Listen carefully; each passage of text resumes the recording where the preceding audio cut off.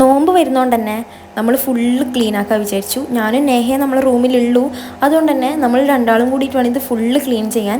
നമ്മൾ വന്ന ടൈമിൽ ഇവിടെ ഫുള്ള് മെസ്സായിട്ട് തന്നെ ഉണ്ടായ ആ ഡബിൾ ഡെക്കർ ബെഡ് ഫുള്ള് വൃത്തികേടായിട്ടുണ്ടായ ഭയങ്കര കൊതുകായിട്ട് നമുക്ക് ഉറങ്ങാനേ പറ്റിയിട്ടുണ്ടായിരുന്നില്ല. അപ്പോൾ എന്തായാലും നോമ്പ് പെരുന്നാൾക്ക് വരുന്നുണ്ട്.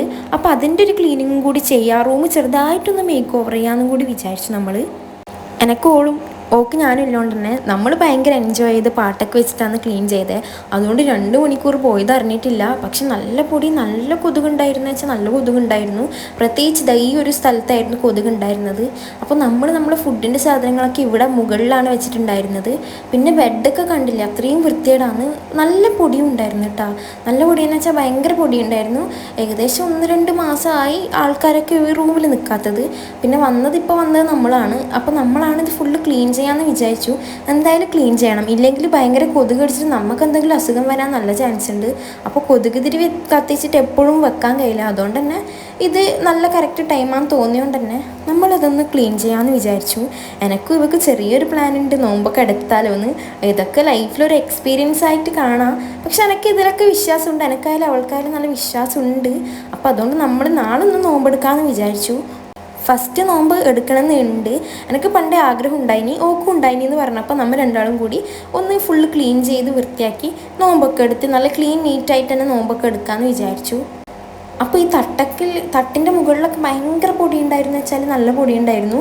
പിന്നെ നമ്മൾ ഇവിടെയാണ് നമ്മളെ മേക്കപ്പ് സാധനങ്ങളും നമ്മൾ പെൻസിൽ ബോക്സസും നമുക്ക് ആവശ്യമായ സാധനങ്ങളൊക്കെ വെക്കുക. പിന്നെ ഈ ടേബിളൊക്കെ ഒന്ന് നന്നായി തുടച്ചു. പിന്നെ നമ്മൾ പോകുന്നത് മുറ്റത്തേക്കാണ്. മുറ്റത്തേക്ക് എന്തിനാണ് പോകുന്നത് വെച്ചാൽ നമ്മൾ ഈ സൈഡിൽ നിന്ന് നമ്മളെ ഈ ഒരു ജനലിൻ്റെ ഭാഗം കൂടി ക്ലീൻ ആക്കിയാൽ പുറം ഭാഗം ക്ലീനായി. ഏകദേശം ഈ ഒരു ടൈം ഒരു 5 മണിയൊക്കെ ആവാനായിട്ടുണ്ടായിരുന്നു. പിന്നെ ഇവിടെ ക്ലീൻ ആക്കിയാൽ കൊതുക് ശല്യം അത്ര ഉണ്ടാവില്ല. കാരണം എന്ന് വെച്ചാൽ തുണിയും ബെഡ്ഷീറ്റ്സും ബെഡൊക്കെ അവിടെ കൂട്ടിയിട്ടുകൊണ്ടാണ് ഇത്രയും കൊതുക് അവിടെ കൂടി കിടന്നിട്ടുണ്ടായിരുന്നത്.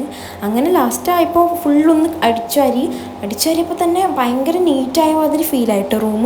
അപ്പോൾ അടിച്ചു വാരിയിട്ട് ഒന്ന് തുടക്കവും കൂടി വേണം. തുടച്ചാൽ ഭയങ്കര ഫുൾ നീറ്റായി.